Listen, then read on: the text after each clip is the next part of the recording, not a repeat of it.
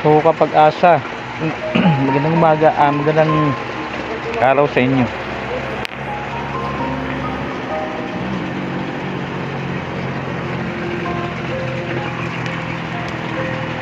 Magandang araw mga Kapag-asa. Nakita nyo naman ngayon, ginawa natin, kinausap ko kasi yung pamilya ko. Nasira kasi yung ano namin, nag-trouble yung aming yung water pump. Umaandar siya guys, pero hindi na humihigop ng tubig. Kaya dahil ako lang din ang nakakaalam kung paano ito troubleshoot, sabi ko sa kanila, magagawa ko yan, pero dahil nga hindi ko na naigagalaw tong pinaka tool ko guys, yung kamay ko, kasi kaliwiting nga ako. At nung ginawa ko tong water pump na to is hindi pa ako baldado kumbaga. Kaya sabi ko sa kanila, kung aware tayo dun sa Himagsikan ng panahon ni Apolinaryo Mabini, siya yung naging utak ng Himagsikan. Kung nagawa niya yun, na kahit lumpo siya, hindi naman siya pwede makipanggulo, hindi naman siya pwede makipagbarilan dahil nga lumpo siya, pero siya yung naging utak ng Himagsikan. Kaya kumbaga yung plano nasa kanya. So sabi ko sa pamilya ko, sa anak ko, sa asawa ko, gawin natin yon, magagawa natin yon, kasi sa awa naman ng Diyos, okay pa naman yung utak ko. At pwede ko naman silang i-guide. So ako yung magiging utak, sila yung magiging mga kamay ko saka paa. So ayun, ginawa namin. Actually kagahapon kahapon ginawa na namin to, inayos na namin ng anak ko. Pero iwan ko nung kinagabihan naman, nung around 8 o'clock is nag-trouble na naman siya guys. So dalawa sana yung gagawin namin ngayon. Una, lalagyan ng hangin yung kanyang pressure tank, kasi kapag wala ng hangin guys, of course mahirapan na talaga kasi wala ng pressure. So pag okay naman siya, mandar naman, nakakahigop naman, so hanggang dun lang tayo katulad ng kahapon. Pero pagka mamayang gabi, uulit na naman siya na biglang mahirapan naman sa humigop ng tubig. Ang gagawin natin, sabi ko sa anak ko, ang gagawin namin bukas is bubuksan na namin ito para i-check namin yung water level niya, kung lumagpas na ba siya sa 6 meters. Kasi kapag yung shallow water pump natin is nasa 7 meters na yung level ng water, o kaya 8 meters o hanggang 10 meters, mahihirapan siyang humigop guys, kasi shallow water pump ito yung kasing niya, footvalve niya guys, hindi yung pang deep well talaga. So i-check ko kung nasa 6 meters siya guys, okay pa siya. Titingnan na lang natin kung nasira ba yung footvalve niya, kasi yun na nga, dahil deep well to guys, maraming minerals. So ang sakit kasi ng footvalve, sinisira yung yung kanyang parang rod, na yun yung pinaka-responsible para mag-close yung footvalve every time na hindi na umaandar sa taas, at tapos namamatay yung Pero kapag hindi na kasi nakuklose yun dahil naputol na, kinain ng kalawang, is mangyayari niyan, babalik yung tubig na na-store dun sa tank, babalik dun sa ilalim. Kaya wala na, hindi disconnected na yung tubig, kaya mahirapan nang umigop ulit yung water pump natin ng tubig. Kaya yung i-check namin bukas, hopefully wag na, kasi mas mahirap pag ito binaklas natin tapos iangat natin, titingnan natin yung footvalve niya kung okay pa ba, papalitan. So of course, dahil hindi ko na nga magawa at bawal din sa akin yung magbanat ng buto, kaya gamitin yung lakas ko, kasi binabawalan nga ako ng doktor, kasi nasa recovery period ako ngayon. So hindi ko gagawin yun. So ang gagawa ng anak ko, kasi may kamay pa siya, so yun, lahat gagawin namin. Hopefully hindi na mangyari yun. So okay na sana to. Yung naging problem ng talaga niya is yung bladder niya nawalan ng hangin. And another problem din kapag nawalan ng hangin, iwan ko sa ganitong type ng pressure tank kung applicable ba yung naglilik yung kanyang hangin dun sa mismong tangke, kasi makapal ang tangke na ito eh. Hindi katulad ng stainless na pwedeng may air bubbles na dun lumalabas yung mga hangin. Pag wala ng hangin guys, wala na rin pressure at hindi na makakahigop, hindi rin makapagtutulak ng tubig yung ating water tank. Okay? Thank you. Pinipilit ko lang guys talaga na kahit ganito yung kadagayan ko, hindi po pagmamayabang to at hindi pagyayabang na kaya kong gawin. Ang ginagawa ko po kasi nga in everyday, at least naglilista po ako ng 3 na doable na job na pwede kong gawin. Kapag nagawa ko yun guys, napakalaki ng award nun sa akin, priceless kumbaga, pag nakapag-achieve ako ng at least 3 dun sa gagawin ko sa araw na to. So isa ito dyan na puno na, isa ito sa naging plano ko guys na gagawin kong araw na to. At saka ito yung talagang pinaka-pinali, kasi supposedly kung dito nasira guys, yun nga yung sabi ko sa pagpapatuloy yung pag-repaint. Papatulong na lang ako dun sa anak ko sa pagtitimpla ng paint at ako na yung mag-titimpla.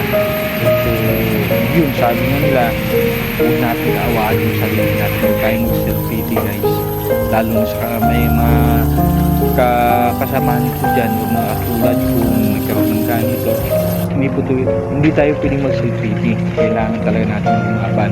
Kumbaga parang isipin nila natin parang walang nangyari, parang kumbaga tatanggapin na natin sa sarili natin na ang lahat ng ito ay pagsubok lang talaga, at hindi naman tayo bibigyan ng ating pumaykapan ng pagsubok na hindi natin kayang kumbaga lampasan. So malalampasan natin to. So yun na nga lang, pasensya na kayo mga kapag-asa, samahan nyo ako guys sa pagbangon ko. At I already took the opportunity to vlog this kasi unusual para sa akin. Hindi ito yung katulad ng mga nakarang mga tutorial ko na very equal ako. Nasabi ko na sa sarili ko, maybe I have to do this because this is very unusual, and if history permits that I can fully recover from this, so at least magkakaroon ako ng pagkakataon guys na makapagbalik tanaw at tingnan kung saan ako nagkamali at paano ko ito inayos at paano ko siya iniwasan na mangyari nito sa akin, at paano ko siya pinaglabanan nakasama kayo. Yun yung pinaka-target ko dito guys, kasi yun na nga, ang inaaral ko ngayon is i-reduce yung yung stress level ko, tapos punuan yung lahat ng mga kasiyahan na gusto kong mangyari, regardless of monetary award man yan or yung priceless award na nanggagaling lang talaga sa self-achievement natin, na kahit tatlo lang sa isang araw guys, pag may natapos tayo 2 o kaya mas maganda makumpleto yung 3, kung posible naman kung marunong na talaga na tayo ng time management. Nung nagtatrabaho ako guys, may up to 15 bucket list po ako everyday po. Sa akin lang yan, personal na time management ko, pero dun sa talagang company namin, yung branch manager guys, napakarami, ilang pages yun dapat ginagawa namin na checklist araw-araw. Kaya parang nasanay na, pero this time at least it will be good for me because I'm going to give myself a chance to recover not only from this current dilemma of mine, but then of course on how I I manage my lifestyle before, and what are the very big changes that I'm doing now in this current situation that I have. So salamat, maraming salamat sa mga suportahan ng mga Pag-asa, lalo na dun sa mga kaibigan ko na patuloy na nagpa-private message sa akin, nagsasabi na ito yung dapat na ginagawa ko. May may nagsasuggest kung sino ang dapat na therapist ko, na kumbaga tested na nakapagpapagaling talaga. So thank you very much sa inyo mga Kapag-asa. And special shout out nga pala, no, kay Ate Norma Malingit, sa walang sawa na pagbibigay tulong sa akin para ma-monitor yung blood pressure ko. Hindi ko na sasabihin kung paano mo ako tinulungan, pero alam mo na yun na napakalaki ng tulong na nagawa mo sa akin. When I am already incapacitated to travel because of my condition, ito talaga pumunta sa bahay para i-check ako at i-monitor yung ko. Alam mo na hindi pa hanggang doon yung ginawa mo, may iba ka pang ginawa, na alam mo, at alam ko din na napakalagtulong para sa akin. So shout out sa iyo, Ate Norma Malinit. Maraming salamat sa iyo, galing sa puso ko, hindi kita makakalimutan. You're not just only a public servant for some years, but then you're also indeed a good neighborhood, a good Samaritan, a good neighborhood to us. And you've been there since may alam ka na rin sa buhay ng asawa ko. So thank you very much for helping us. Thank you, maraming salamat. At sa lahat po na patuloy na sumusubaybay po sa Karit Vlog na ito po, huwag po kayong magsasawa, guys. Huwag naman po sana kayong makurnihan o kaya mainis sa mga kakurnihan ginagawa ko ngayon. But then I'm doing this for myself. The way how you react, the way how you comment, naparaking tulong sa akin, guys, no? Regardless of ma-monetize man o hindi, yung sa akin lang may mapaglabas na ako ng mga emosyon ko, kasi kailangan ko ito, guys, ay for my brain to recover. One of the aspects that I need to drive within myself is to talk to you.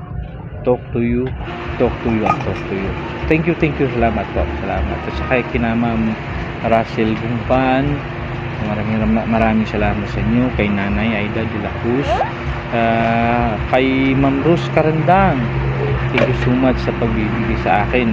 Ngayon ko lang din nalaman na nangyari na para sa iyo to around way back in 2005, and I'm very thankful and inspired din ako kasi nasabi mo, nalagpasan mo ang lahat ng ito.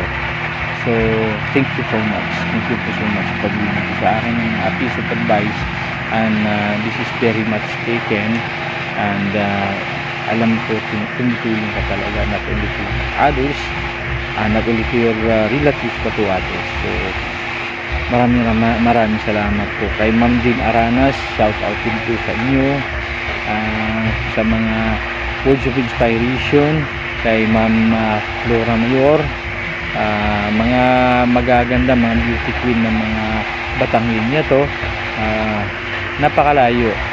Hindi ko lang nakilala sa Facebook, pero mas higit pa sila sa nakilala ko personal, kasi pag sila yung nagpaparating ng kanilang mga canciones, mga paalala, at saka parang kapitbahay lang, at saka parang matagal natin nagkakilala, although dito lang tayo nagkakilala sa pagitan kita at saka plantito, and ilang taon na rin ang nagdaan, at hito hanggang ngayon magkakaibigan pa rin tayo. So thank you very much po. Hindi po magsasawa na bumangon at saka i-share po sa inyo yung nangyayari sa akin. My target is almost everyday I could upload so that kahit papaano naman sa kung ano man yung changes sa pang-araw-araw. Say hi to them. Ito yung mga anak ko, guys, sila yung nagbibigay sa akin ng lakas kahit gaano pa kakulit ang mga ito. Kahit gaano pa kakulit ang mga ito, guys. Ah, sila yung mga sila yung mga stress buster ko.